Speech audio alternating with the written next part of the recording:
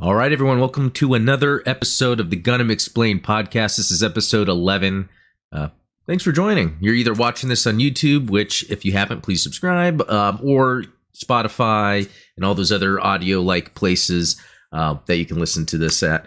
But yeah, let's kind of get into it. Let's see. If you haven't, make sure to join the Discord. There's a link in the description here for the Discord. There's a lot more members, and there's some pretty cool discussion, especially around like Gunpla and collectibles specifically. Also, let's see here. As for there's the giveaway. So yeah, when I was the plan was when I hit 400, I have a giveaway where there's this high grade Barbados Lupus Rex and the G frame GPO1FB. So that means there's going to be two winners. And I've hit 400. I'm actually at 401. You know, in fact, I was at 400 the other day, and then it dropped, and then it went back up. But I've noticed this happens on YouTube every once in a while. I think it's Google just goes through, and they, with their algorithm or whatever, they're able to remove or ban like spam or bot accounts. So that's what happened there. Oh, and by the way, allergies messing with me, so I might sound a little off, or even look a little off. I'm a little red. But yeah, it's just storm came in through. Hey, I'm in Texas. Allergies can be annoying. But anyway, so I'm at 401. So yeah, there will be expect this weekend there will be a video up on the giveaway winners and then the new items that I'll be giving away. Yeah, I'm always going to do a giveaway. So even if I do my drawing, I mean, you might as well, if you haven't, just subscribed to be entered in the next, and then the next one after that, and the next. I like to give back as much as I can because the comments I get are pretty awesome. Even some really cool feedback I got that I'm going to talk about later on in the channel comments. It's about how I review action figures. Someone gave me some really cool feedback, and it really made me think, and I think I'm going to be able to take my Gunpla and collectibles reviews to the next level. But yeah, I'll get into that later.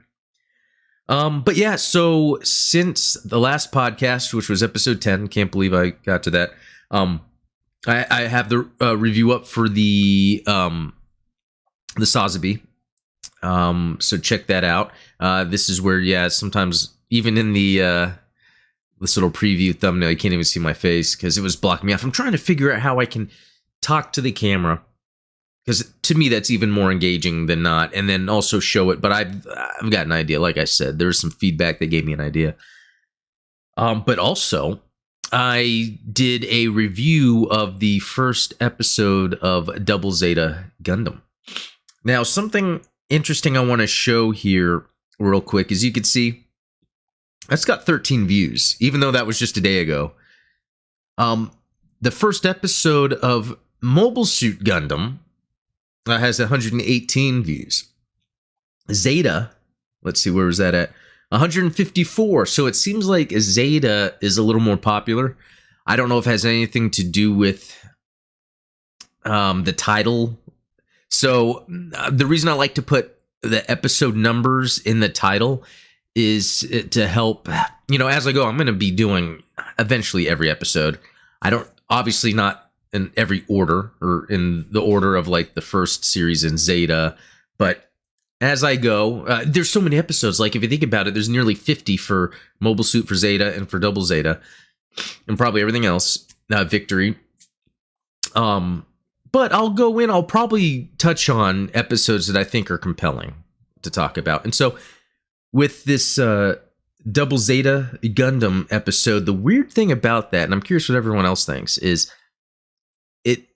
really the first real episode, and I don't even know what that means, is the second episode. Because when I guess they originally aired Double Zeta Gundam in Japan in, what was it, 86, I believe, it was a prelude episode first.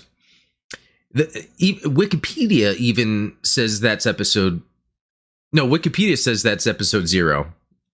The Blu-ray says that's episode 1.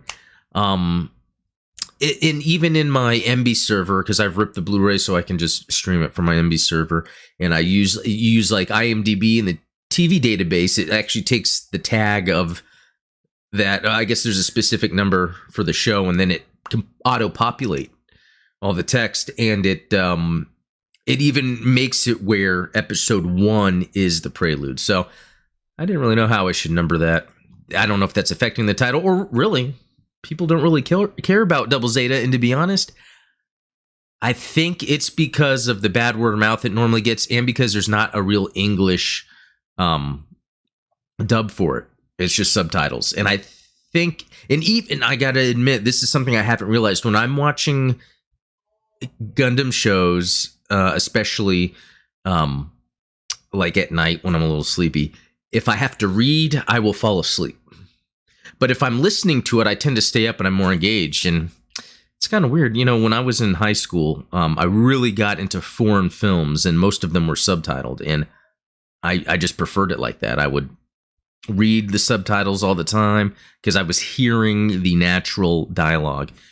But really, I don't know. It's kind of weird. I'm wondering what everyone thinks, and I really think it would be cool to put, I think I've mentioned this before, like a fan dub for Double Zeta. But anyway, enough about Double Zeta. So yeah, those are the latest videos that are going on. I'm trying to think, man, you know, I haven't really got anything new Gundam-wise, Gunpla-wise, you know, like collectibles or video. I mean, I just have so much already. It's like, I don't need to be spending money on that stuff all the time. But yeah, so nothing new in that regard. But I guess I'll jump into news. You know, for those that are playing Battle Operation 2, which I do every day, I do the dailies. They have a new, a couple new cool things they've added. One is a Spectator Mode. Now it says for future event. Now this is a translation, so I guess the idea is, and you know, if you're watching the video version, you can kind of see here they're showing, yeah, the different players, and I guess you can switch between the players and be able to watch it, which I think is pretty cool to do, because that it's one of those games that I think is very, I don't know what's the word for it. It's a highly technical game, and it's and I think that turns people away. I mean, I know it's Gundam, but I think it's super underrated. This game, it's just really good. And anyway, having a spectator mode, I think, helps people maybe spend time, you know, kind of watching how players are playing, getting an idea. I mean, there's so many different mobile suits. If you think about, I don't know, like Call of Duty, or you know, like, yeah, first person, I guess Call of Duty is really the main one. I mean, even if you were going to bring in Overwatch, Overwatch has set characters. Call of Duty has loadouts you can create. But what Battle Operation 2 does, it has so many different mobile suits. And it started from the original Mobile Suit Gundam era, and it's had almost like seasons that you now see in games. But it's as the time goes, it's time periods in Gundam, you know, with mobile suit with Zeta, Double Zeta, Char's counterattack, and even Moon Gundam. Even today, I unlocked a suit for Moon Gundam. And so there's so many suits, and they're all completely different. Some have kind of evasive barrel rolls, but evasive rolls you can do to get out of the way. Some have like combo melee swings. Some don't. Some actually can transform into jets or mobile armor and fly away. And so I think that when some players have spent their time to understand those mechanics and others haven't, and then you're playing, you could feel left out. I know when I was first playing it, it was before it was even released in the North American market. It was just the Asian version. I had a separate PSN account for that. It was really hard for me to get it, to grasp it, but I think the reason I liked it is because I did feel like I was piloting a mobile suit. It was like slow paced combat. You would have your multiple weapons. There would be these cooldowns. I love the idea of cooldowns for weapons, not that you're running out of ammo. Yeah. Anyway, I'm just gushing on the game, but really cool. They had the spectator mode. It gives you a chance to really check it out. Yeah, and I haven't even really looked more into how it works. If you can join any game, yeah, I'll have to look into that. But what's really cool is there's this Messala. This is the new mobile suit, and this actually is a pretty cool aspect of Gundam Battle Operation 2, because it will release even though it moves forward through the timeline, it will then release suits from previous ones that they missed. And this is Scirocco, Paptimus Scirocco's Messala. And this is one that it was in Zeta. I think it was his suit before the O, which is the mobile suit he used later on. Yeah, and this is a good one. It's a 600 cost general unit. And it also does the mobile armor transformation. Now, when I logged in today, I did actually do the gotcha pull, and I didn't get it. I did get some other cool suits, though, so that's cool. And I don't have any attachment to this. I mean, if it was the O, that would be different. But I don't really have any attachment to this suit, so I'll probably end up getting it later. Like, I didn't get the Saber or the new Gundam when they first came out, but I eventually did. And I've kind of realized that you do eventually get the suits you want just by, if you do the dailies, you save up your coins for maybe when they do half cost pulls, or, you know, the 30 coin pull. You'll eventually get what you want. I have the Zeta, the double Zeta. Those are a big deal to me. I have the Super Gundam, but I don't have the standard Mark II, which is what I really want. But I actually, the one I got that's now my favorite is the Regizi from Shark's Counterattack, the custom that Amuro used. That's my favorite suit. You know, another cool thing they did in this was, so when you go to start a match, you could choose from, you know, it's usually like 3 to 4 different game or maps with game modes and cost, because that's kind of what helps this game work with mobile suits is a room with a certain cost, you will only be able to choose suits around that cost. The lower the cost, the more basic the suit is in terms of armor or customizing. And like 700, that's on the high end, and those have like so many slots for custom parts. That could be extra armor, thrusters, weaponry, a bunch of stuff to kind of, not weaponry, but stuff that affects weapon stats. And so a lot of that, what's 7, like the new Gundam, the Sazabi, stuff like that. And then also within that is the space and ground. So even within the game types, which could be, you know, point capture, where you could blow up the enemy base, or ace, where someone is targeted as the ace and you have to take them out, or you get more points if you're the ace and you take people out. But then you can be space and ground. Again, Gundam Battle Operation 2 has so much to it. It is the most underrated game. Most underrated game I've ever played. I mean, let's just say that. I would say Quackshot on the Sega Genesis is another underrated game. But all right. Yeah, and that's it. You know, and along with this suit, and I don't know if it says down here, there was some other suits that were released too, and I got one of them. So yeah, anyway, really cool. I can't believe all the stuff they do with this game, and it's free to play. It's it's amazing. All right, moving on. So I was in the Gundam Reddit, and they had this poll here for best Gundam show. So I was curious to think what that Gundam subreddit really thought. So here we go. Let's see. In last, looks like it's Gundam Wing, which is surprising because I thought like everyone loved Wing. But I guess, you know, we don't see, there's other. So you would have to take that other and divide it up. And then you would have to then assume that because it's placed in other, like seed, I guess, that it wouldn't have the same amount that something that's actually listed here would have. But it's interesting that Iron-Blooded Orphans is number 1. I haven't watched that one, but I've heard a lot of good things about it. Gundam Wing being last. Okay, it looks like, and again, oh wait, that MS team seems to be very popular. That's like right below Iron-Blooded Orphans, although someone on made a comment, and I might get to that comment here in a little bit, about that, how I guess there's a nostalgia factor because it was on Adult Swim. And I guess I missed that. I knew Gundam Wing was on Adult Swim, but not MS Team.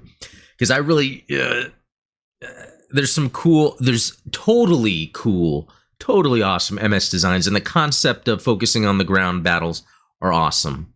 But everything else about that. And I am going to do a deep dive on 08 the MS team for the channel. I will be going through every episode. And then we have Zeta, which seems to be number 3, if that's lined up correctly. Yeah, Zeta, which, yeah, that's great. And then Classic is lower, and they're kind of neck and neck in a way. I get that. Yeah, you know, it's different. You ask me one day, it's going to be different than the next if I like Zeta or Classic better. But yeah, of course, Double Zeta's not on here. That's just because no one seems to like Double Zeta. You don't see the representation, and I guarantee you it is because of the fact that there's no dub. Because it has some goofy moments, sure, but man, there are some episodes that are incredible, and I cannot wait to talk about those episodes. Yeah. And that's something I meant to actually talk about earlier, because I finished Double Zeta again just the other night. And when I say again, I mean almost really for the first time, because before when I watched it, it was right when I got into Gundam. I wasn't really sure what things meant, but after really now being more into the early UC timeline, and even a little bit later, like Unicorn. Yeah, even Unicorn, you go back to Double Zeta, and it's just so much cooler. Double Zeta has a lot going for it that just expands the UC universe completely in terms of even the new type stuff. And Camille has a larger presence in Double Zeta than people give it credit for. In fact, like, at the end of the day, I think Camille's story in Double Zeta is awesome, even though people feel like it's depressing what happens to him, but it's almost like what happened to him had to happen in order for the events of Double Zeta to conclude. And I don't want to spoil it, so spoiler, but then Camille is happy and he's dancing with Fa at the end. So, yeah, Double Zeta is amazing. Yeah, it's now up there. And then, yeah, someone here, I think 08 MS Team is the best short encapsulation of what Gundam strives for. Is it? It's gritty mech combat, the trouble protagonist, ace pilot, the lack of moral clarity in war, and the idea of star-crossed lovers, rivals on both sides, but I think it's not necessarily the best jumping off point. Okay, I can get onto that, because it's not. Yeah, War in the Pocket may be better. Oh, is that? Yeah, it's not even on here. War in the Pocket's amazing. I can't wait to cover that. Let's see. I think you should consider one of the more modern series if you're considering if you like Gundam at all. I can't speak to okay, well, I would consider actually watching Seed. There you go, since I think it is a good modernization and expansion of what the original MSG and Zeta were trying to explore. Without the burden of external expectations. I think it is actually a very strong series. Yeah, I'll get to Seed sometime. I just love UC, and I still need to dive into a lot of aspects of UC. I can't even wait to start talking about MS Igloo. MS Igloo. That's underrated. Speaking of things that are underrated, man, MS Igloo really expands the world building in the UC universe during the end of the 1 Year War. Or not even the end, during the 1 Year War. It's incredible. And excuse me for my my allergies. Like, man, it was a lot worse earlier. We were out as a fam in the car, and storm was coming in. I just started sneezing. It's a lot better now. I made a quesadilla and I put some hot sauce in it to help kind of clear that up, and I think it worked a little bit. But you know what works? Water. Water works. Okay. All right. Well, man, I'm afraid this might be a shorter episode, but if I find more things to talk about, I definitely will. So those were really the only 2 bits of information I found interesting. You know, I did see a post where someone was trying to explain how, you know, the events of War in the Pocket, you know, at the end, Bernie's almost sacrificing himself for what? I don't know. Once you understand what happened with the story, how that kind of affected, like, saved the timeline. And I don't know, I was watching the video and it was a little convoluted. It was making a lot of assumptions, so I kind of disregarded it. But if anyone has any thoughts on that, yeah, let me know. No, while I'm here, let's just see what's going on. Anything interesting? Oh, that's some cool artwork. Gundarium Rhapsody. Okay, someone showing the GPO-2. This is the strongest Gundam in UC. MF has an atomic warhead ready to fire at any moment and is looking at you.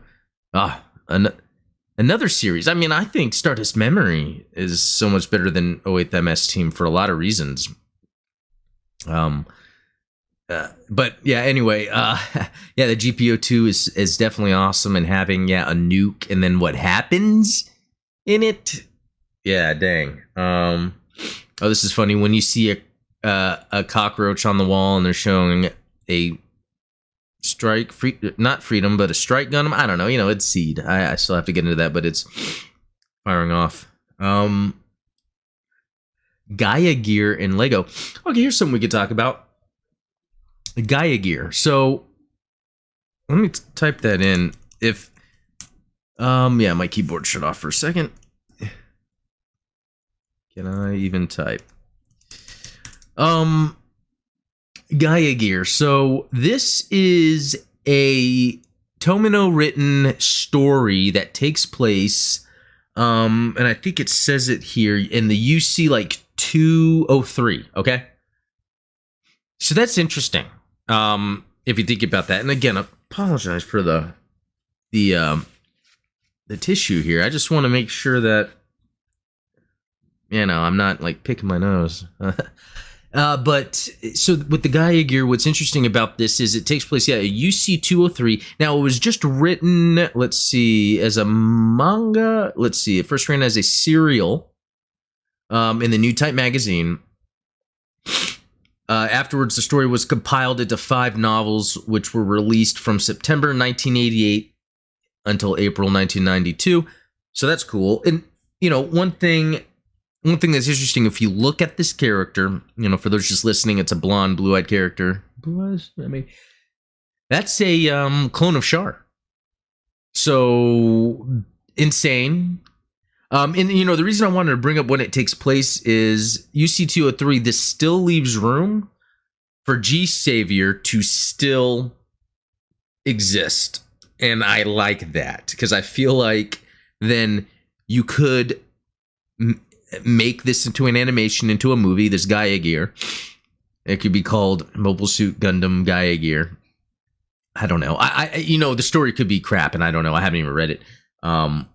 I'm going to need to, but I guess the synopsis seems pretty cool. So Gaia Gear is a story set in the future of the Universal Century timeline, specifically in UC 203. Once more, the governments of Earth and its space colonies are at odds and resolve their differences with man-machines. So that's one interesting thing, is their mobile suits are called man-machines at that point, even though G Savior takes place afterwards. But they never say Gundam in G Savior 2, so it seems like the language.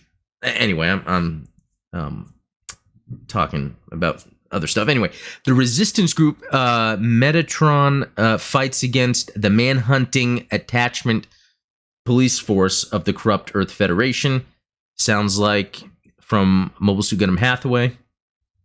To have a better chances, Metatron creates a memory clone of the legendary Char Aznable called Affranche Char. Interesting. Who commands the troops of Metatron and pilots the Gaia Gear Alpha. There's someone even named Messer, so that's interesting. Yeah, very interesting. Earth Federation forces, a man-hunting agency, and there's a resistance. Okay, so 200 years have passed since people floated the islands called space colonies into outer space. During this time, several wars have occurred. It was a battle in order to protect the Earth. Amongst the twinkling of the stars, man hated one another, got hurt, and collapsed, yet did not forget love. Oh, how sweet. Much blood was shed, and grief brought forth the souls of the dead. Wander the silence of the universe, become light, and melt into the Milky Way. Okay, this is very poetic. The immeasurable universe swallows the feelings of everyone, continuing with no change. When the Earth loses its radiance, changing the people's prayer to sighs of grief, One soul crosses time. Perhaps that person was the harbinger who awoke for that. Okay, so that was crazy, like poetic or whatever. I didn't really take that in before. But they're actually showing the timeline of events. So UC0155. So this would be like victory or post-victory. Yeah, because I think victory is 153. Zeon Organization, aka Z Organization, establishes to oppose anti-Spacenoid Federation polices. So it's very much similar to kind of the story that was going on in early UC. And yeah, I guess it even goes to this, 203. So anyway, I just wanted to bring that up because I saw a post where someone was talking about the true sequel to, I forget what it was, Char's Counterattack or something like that. And there was just like a meme, and and they were brought up Gaia Gear, and it reminded me how this, the designs of Gaia Gear mobile suits are awesome. Do they have, maybe it's down here, and it could still fit in UC. I mean, that's just, I haven't even got through everything. So what this reminds me of is, it's sort of like taking Zeta and Victory Gundam and slapping it together, which, that's cool looking. That's cool looking. Yeah, these are some sick designs here. There's Char. That's crazy. And I almost get, what is it called? The what is the Vignagina? I guess maybe it's just the colors or something, but it kind of has that early 90s mobile suit design to it. I mean, this looks great. I love the way this looks. And I think, oh, that's interesting. I wonder what this is about. That would be some cool, let's talk about like the history, but some cool bad guy fodder right there. Yeah, very cool. I gotta say, like, I don't think there's any official Gunpla. If there's some Gaia Gear Gunpla, please link that or come to the Discord and share it. Very cool. Very cool. Anyway, yeah, I don't know how much longer I am going to be able to survive my allergies, but we're going to get to the mobile suit of the week. It's the PMX 000 Messala. So yeah, this is the mobile armor / mobile suit from Zeta Gundam that's in Battle Operation 2. This is Paptimus Scirocco's. I think it's the first mobile suit he started with before he got the O. So I like the 3 zeros, like 000. I've always liked that. I played this game on Dreamcast, like Tokyo Extreme Racer or something like that. And I remember I had this this car. I called it 000, but I want to say I got that from an AFI song. But anyway, yeah. So this is a prototype transformable mobile armor. So something to keep in mind is, even though Scirocco, I guess, was kind of the bad guy. I know a lot of times there's quotes, but this was one of those where he was a Titan, so he's technically with the Federation. Now, one thing I noticed, I didn't see anything on here about whoever developed it. Like Anaheim Electronics, which probably it was just Anaheim Electronics, but yeah, I'm not seeing it. So if we looked at what it was developed into, ABFS RR01S Messala Dinofos to Jupiter. That's the craziest name I've seen for a mobile suit. That almost looks like a serial number for some like outdated boombox. If anyone knows, like, if anyone has found what they think is the most insane mobile suit name, please list it in the comments. Okay, so manufacturer Jupiter Fleet. So it didn't say that here, but I want to assume that would be the same. So if we were going to click on Jupiter Fleet, so non-governmental organization. Let's see if they talk about it really quick. Little is known about life near Jupiter during the One-Year War era. Paptimus Scirocco commanded the Jupiter Energy Fleet's flagship, the Jupitus, and the Jupitris, yeah, and his extensive time spent out at Jupiter led some of his Earthborn Titan allies. Okay, so I'm going to say that I'm going to assume that they weren't this Jupiter fleet wasn't necessarily Xeon or Earth Federation.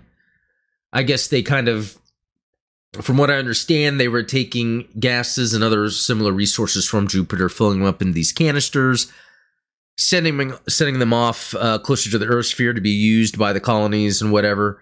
But I guess they had their own mobile forces.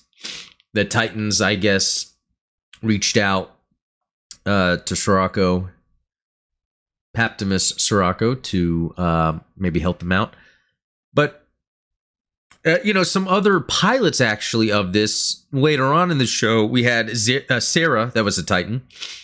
She was, let me pull her up again because I forget if she was with Jared in terms of she was hanging out with Jared, the guy that made fun of Camille's name.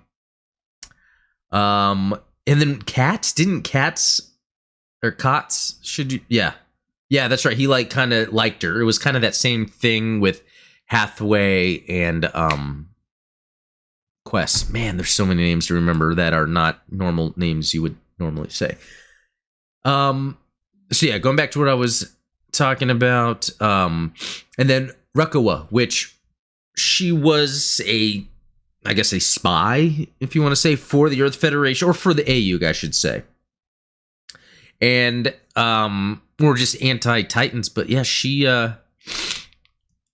fell in love with Paptimus. I mean, that was one of his things where, just like Char, he was able to get the affection of a woman, and then they would be willing to do things for him in battle. So kind of interesting. We're seeing these common themes a lot with a lot of these pilots. But so Rukawa, Sarah piloted this. Okay, so let's kind of dive into technology and combat characteristics. The Messala is the first of 5 mobile weapons personally produced by the powerful new type Paptimus Scirocco on board the transport ship Jupitris. As the Messala was originally used to fly in the atmosphere of Jupiter, it is equipped with powerful thrusters to counter the planet's high gravitational pull. Because of this, when used under Earth's atmosphere, it is extremely fast and agile. The Messala is heavily armed with a pair of megaparticle cannons, 2 missile pods, 2 beam sabers, 2 arm claws containing grenade launchers and Vulcan guns, and 2 leg claws. Thanks to these weapons, the Messala is a deadly enemy in both close and long-range combat. So armaments. Beam saber. The Messala has 2 beam sabers stored in its wrist, and their grips extend when in use. Megaparticle cannon. Each of the large backbinders house a megaparticle cannon along with the majority of the Messala's thrusters, powered directly by Messala's generator. Its destructive power is comparable to those of a battleship. So I'm seeing binders used again. I first learned of that utilization to describe things, movable parts connected to a mobile suit that houses thrusters and weapons from the Kshatriya. I think I made reference to that for another mobile suit I was talking about last week, if I remember correctly. But now I'm kind of seeing that, and it kind of confirms that here. Just some more words I'm learning. All right, a 9-tube missile pod mounted in each shoulder. They are unobstructed in both of the Messala's forms. The micromissiles housed within have high accuracy due to the seeker mounted in their tips. Arm claw. Attached to each of the wrists of the Messala is a set of 3-fingered claws that act as subarm unit. Acts as subarm unit. Okay.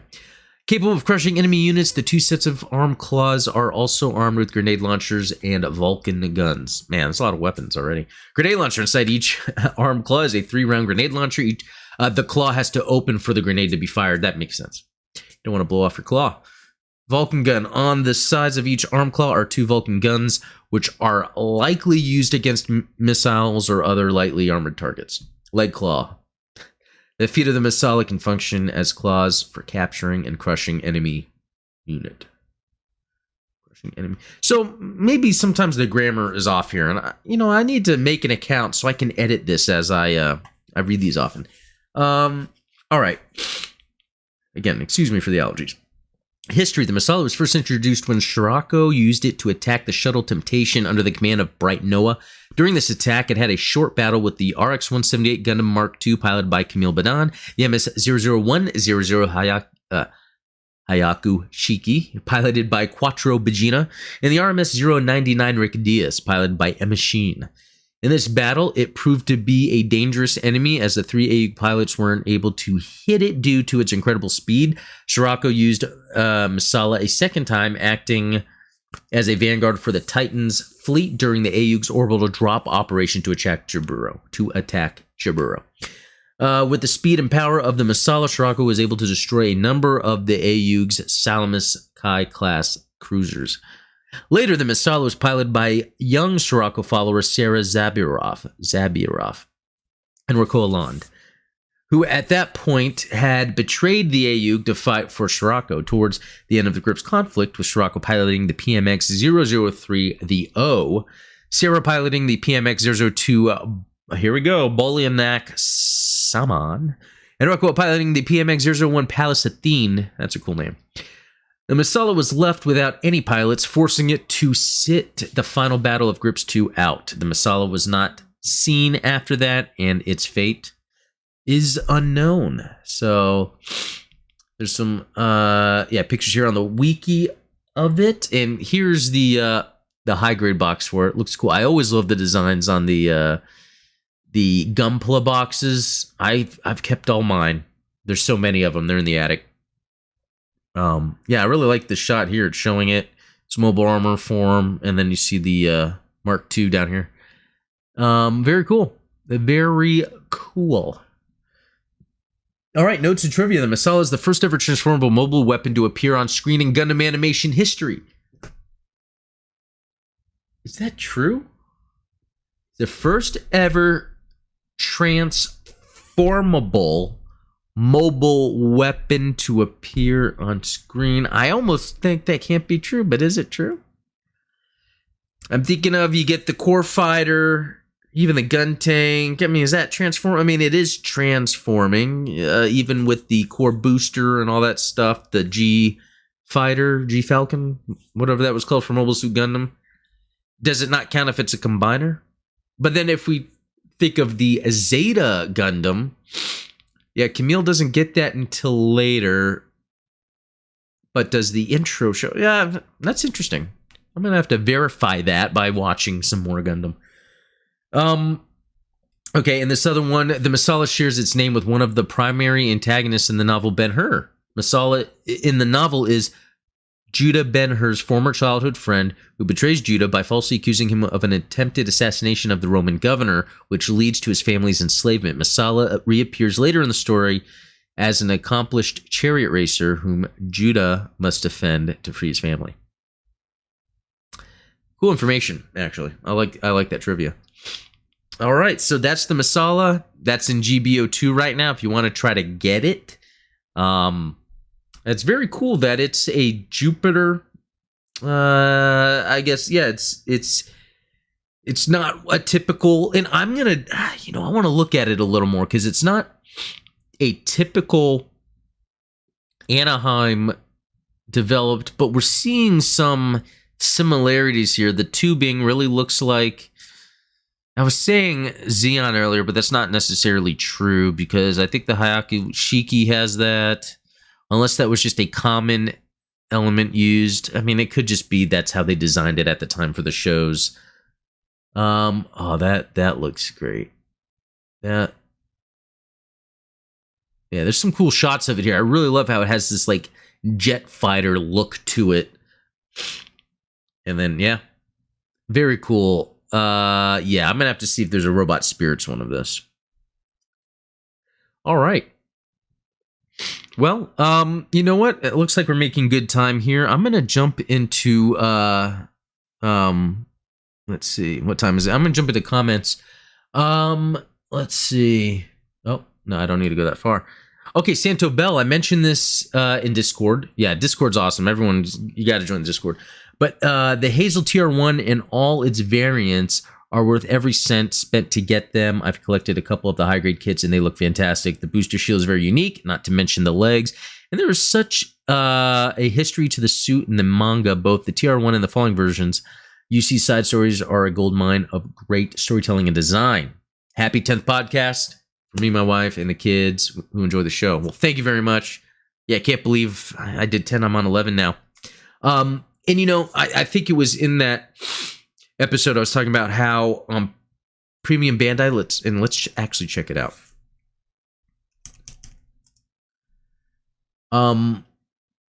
I wanted to pre-order it, and I was afraid I wasn't going to be able to wake up and get it. It's still available for pre-order. So this beautiful, one of the greatest looking mobile suits, I think, is still available for pre-order if you want it. I mean, just look at that thing. Look at that. It just takes the best elements of the original Gundam, the Mark II, and I feel like it's just really an evolution of that, without going the Zeta route or New Gundam, whatever. So very cool, very cool. Then he says, if you like the Hazel, check the TR6. I think that's the number it's called, and I'll probably butcher this, but has on the 2 raw. Yeah, that sounds right. That's yeah, that's what this one looks like. And that's very interesting because it has the legs on it are, yeah, there's what? Okay, so this is in stock, Big Bad Toy Store. Now this is a model kit, but still, look at that. Like, man, love the way this looks. Yeah, this looks amazing. I feel like I need to get that, but I've been laying off of model kits for now because I really have so many. There's a version in Breaker 3. Okay. Do I have that? I don't know. I have one of the breakers, and it was all right. Okay, so Rob the Builder, adding a relevant comment. At some point, would you consider reviewing, showing your streaming setup? I'm tech challenged and would love to have a go at it. Just don't know what all is really involved on a small, non-Linus Tech Tips baller budget. Yeah, I'm going to make a video about my setup, and real quick, I'll kind of explain it. So I used to do YouTube a while back, and then I just got burnt out on it. It was mainly gaming, and then I switched to just being experimental. I was just trying to leverage the technology I had to see what I could reproduce, what I could replicate, because at the end of the day, filmmaking is kind of storytelling in some form is something I like to do, but with technology. So the way I have my setup is I wanted to be able to talk about a lot of stuff, show off a lot of stuff, but not really worry about editing a lot. And this is actually going to get into another comment coming up here pretty soon.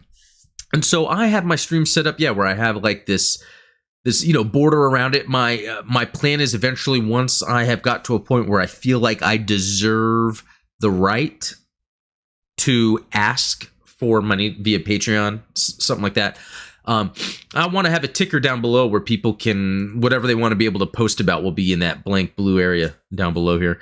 And I have, it's a Sony A6000 that's set up. That's this camera. I have a Sony Handycam that I use as my secondary when I'm doing I have this light box that's right over here. And when I have that on, I use, like, Streamlabs is up right now. And then I just use the source and I change it to be the camera. Right now, it's just the browser. When I'm doing my videos, or when I'm doing my reviews of the shows and the movies, I actually just open up my MB, because I rip everything to MB, or to my hard drive, and I have an MB server. I just load that up, and then I just start watching. And actually, let me show that real quick. Hopefully it doesn't. Yeah. So yeah, this is what this looks like. And I click on like the movies. Looks like everything's updated. Sometimes I have to come in here and fix it, but yeah, I can come in here and just watch whatever, Gundam movie I want to, or the shows here. And so as I get the Blu-ray, and that's my plan, I get the Blu-ray, and you can kind of see back here, I have the Blu-rays lined up. Yeah, because I plan to keep them. I'm ripping them, but I am keeping them. And so then, yeah, I can watch something, and then all of a sudden it's right here. And so that limits my editing. What I've been doing is, and I didn't do this in my first few videos if you watch them, but now I do take the time to go in and edit out when I mess up, when I do pauses. Now, since this is a podcast, the idea here is that I'm just being a little more, just kind of chill, just kind of hang out. I still think I'm a little stiff. I'm trying to break out of that. I eventually, want to have another host. I do want to have it where there's either 2 or 3 people, multiple people talking. I just gotta get the exposure, find the right person. We gotta gel, and I think once that occurs, that would be awesome. So, yeah, that kind of explains it.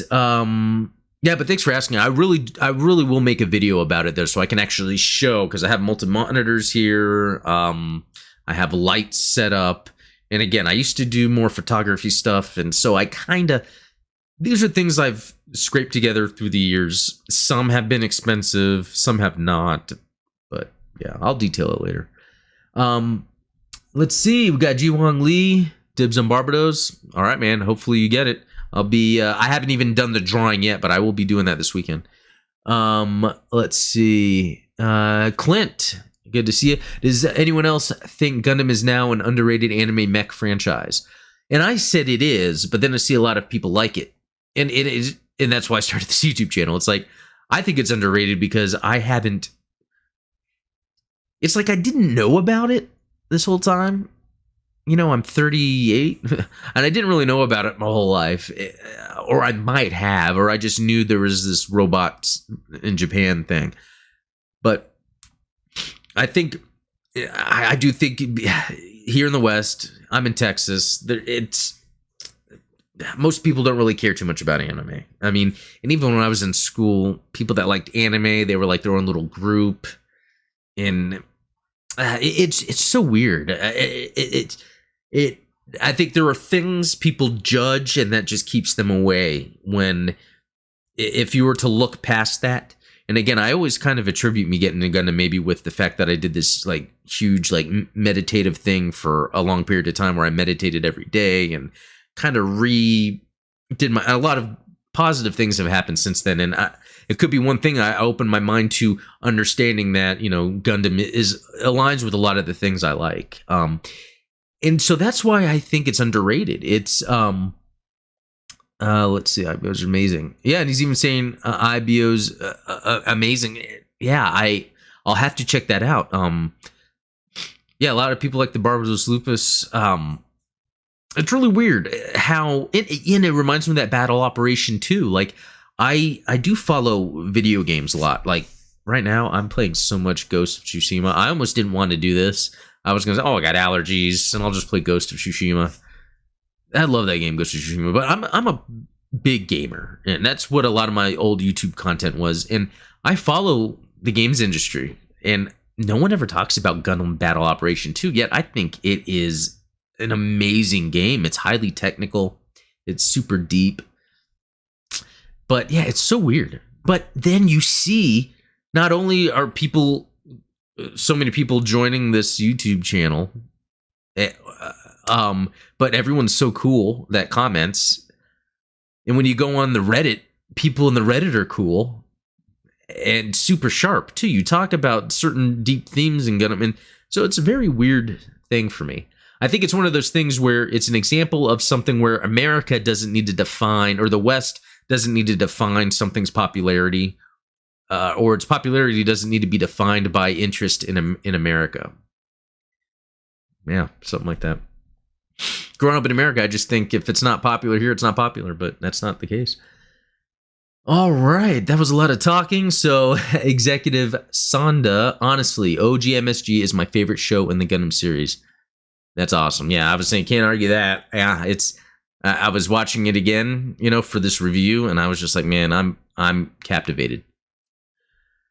Hey, Robert, it is pronounced By Yarlant, I believe. Well, Robert, you're usually spot on, and Yeah, Robert and I were supposed to meet up the other day on a Zoom, and I totally family stuff gets in the way. If I'm not working on a Gundam video and I'm not working on my work, I'm not playing video games, I'm doing stuff with the kids. They have sports. I have 3.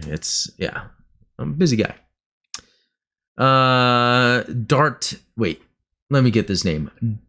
D'Artagnan James. Well, James is easy enough, but that's a very unique name. Char's soul is weighed down by gravity.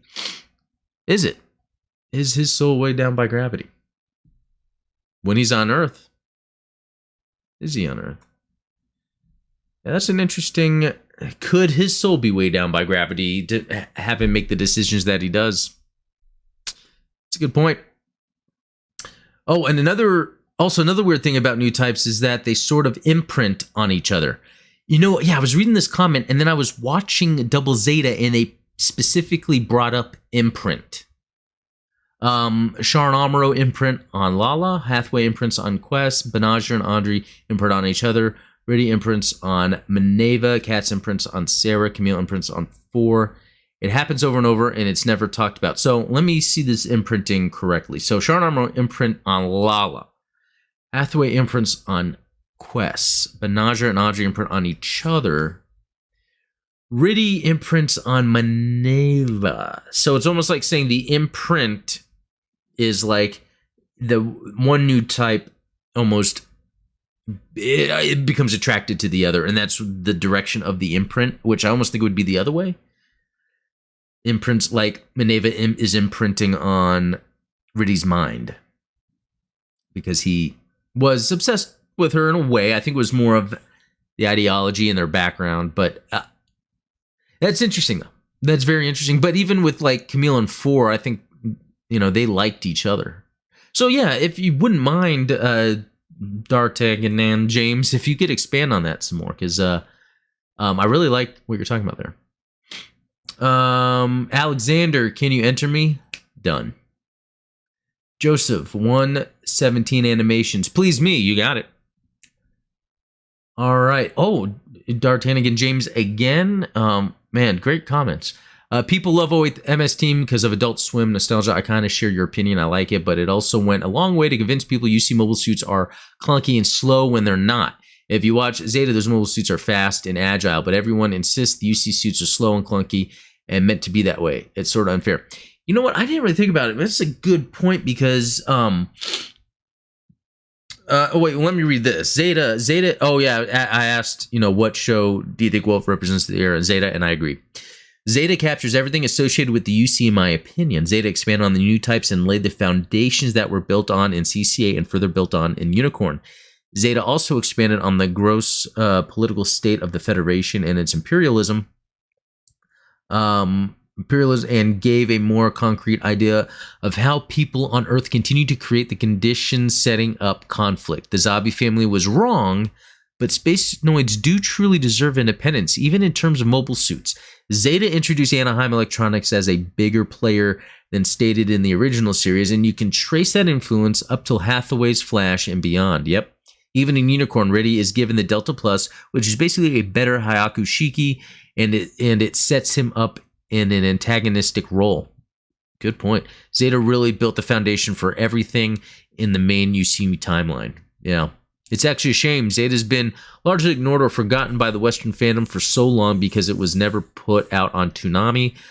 But because of that, a lot of people associate the UC more so with 08th MS Team and the various OVAs they've had access to. A lot of people hate the new type stuff, even though it's the core of the main series, and a lot of the fans have distorted views on how mobile suits even work because their main reference isn't Zeta. I'm sorry, this is poorly worded. No, that was excellent worded. Thank you very much for this type of comment, because that makes so much sense. I agree then. Zeta is the best. I'll agree with you. Yeah, Zeta is the best to represent Gundam in the UC era.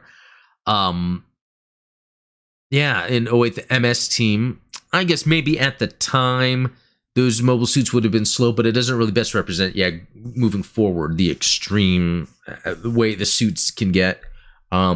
even, yeah, like we were just talking about with the Messala, how that was developed in Jupiter's atmosphere. There was more, it was a thicker atmosphere, required stronger thrusters, so that the Messala in space then is super fast. Yeah, it very much lends to that. So, you know what, Darte Gannon James, I'm sorry I'm butchering that first part of your name, but that is some good commenting right there. So thank you very much. If you haven't, hopefully I haven't missed you if you have, but join the Discord. All right. Okay, here we go. Santo Bella, I was hoping for a little more out of that Robot Spirits figure. This Sazabi is iconic and much beloved to have standard articulation. While animally accurate, the figure seems to lack the detail of its kit-based counterparts. I think it'll be, I'll be getting the RG1, and if I can find a copy of the Vargal to go with that, will almost complete out a section of my UC series Moon Gundam Timeline collection. Yeah, that's a good point. That is that Vargal looks good, and it seems like that era, they have those similarities. But yeah, something about that Sazabi, other than that I broke the beam saber. Yeah, it's all right. But yeah, the real grade is sick, isn't it? Oh, here we go. Dylan. Oh, this was excellent feedback. I want to get some other people's thoughts on this. So, hey man, I love the videos. I love the consistency, and I mean this from the most loving place I can. Yeah, don't worry. I don't take this stuff seriously. I mean, I don't take this stuff personally negatively. I always think this feedback is awesome.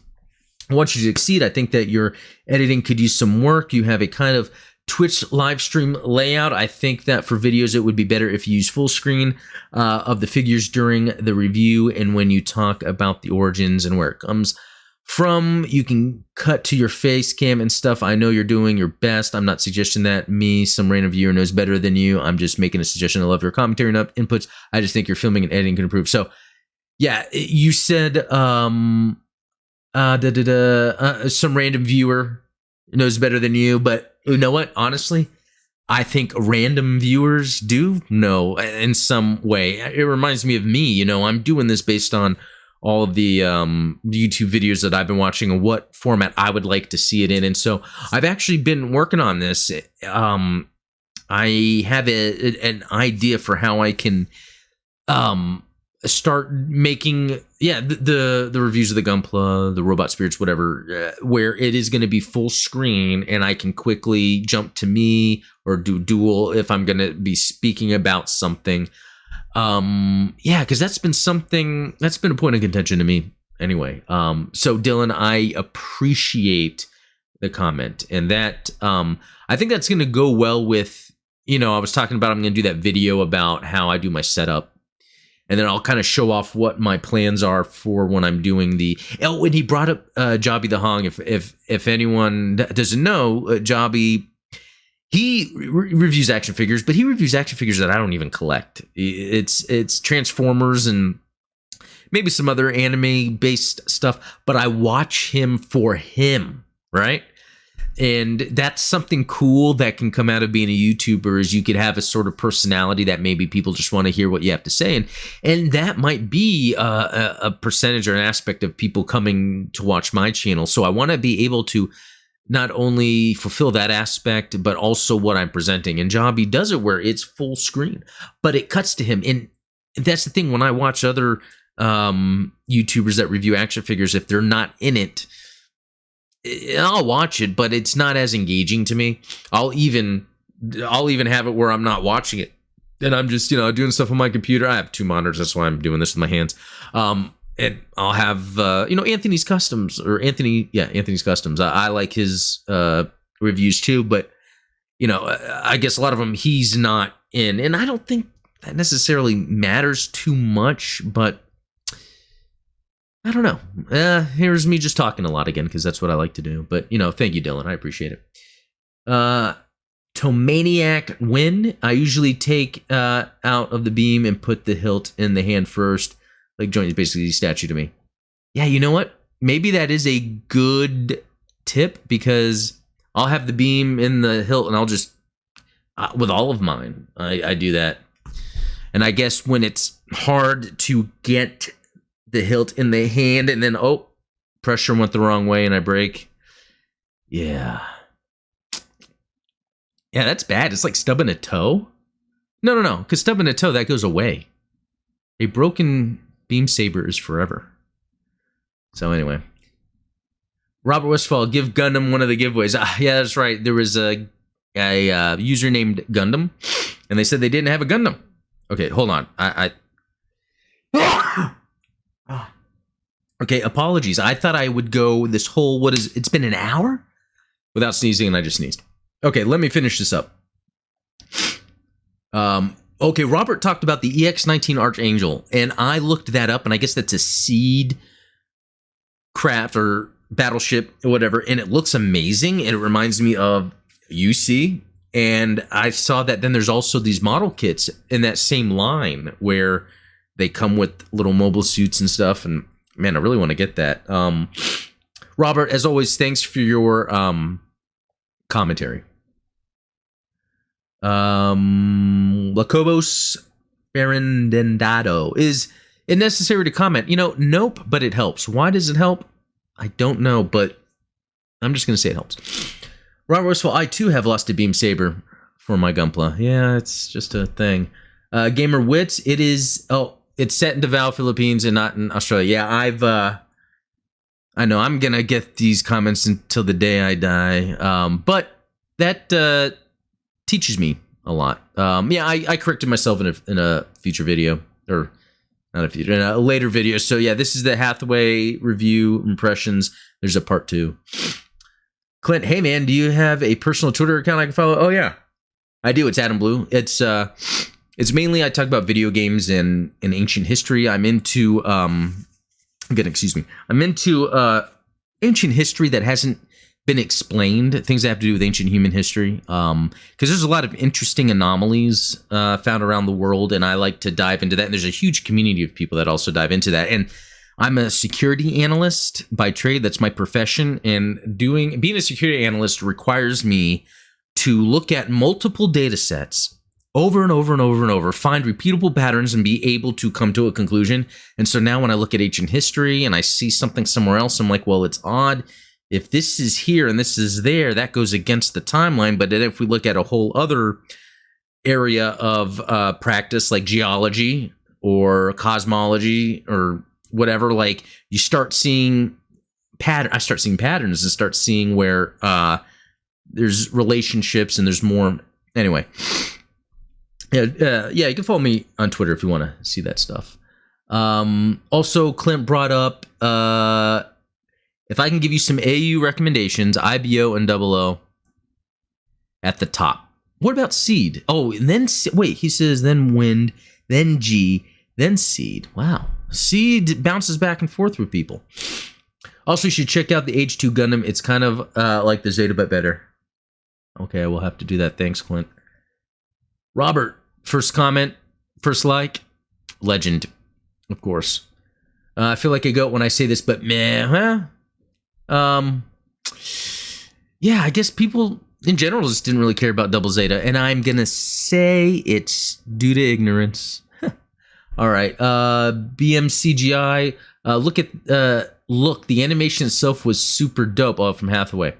It felt like an actual movie, but the plot and storyline, what the fuck happened? Clearly, I missed the plot line because I have no clue who is the good guy or bad guy. Should I look at it like it's just a side by side? Yeah, definitely. There's no good guy or bad guy.